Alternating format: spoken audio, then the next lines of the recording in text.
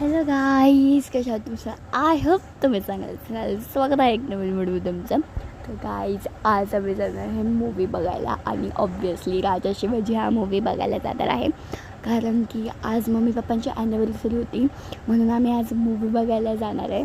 आणि आम्ही कालच वॉटर पार्कवरून डायरेक्ट पुण्याला आलो होतो, म्हणून आज आम्हाला पिक्चर बघायचा चान्स भेटला आणि आम्ही पोस्टरपाशी फोटो काढले आणि नंतर समोसे खाल्ले आणि छोटंसं सीन तुम्ही बघू त्याची.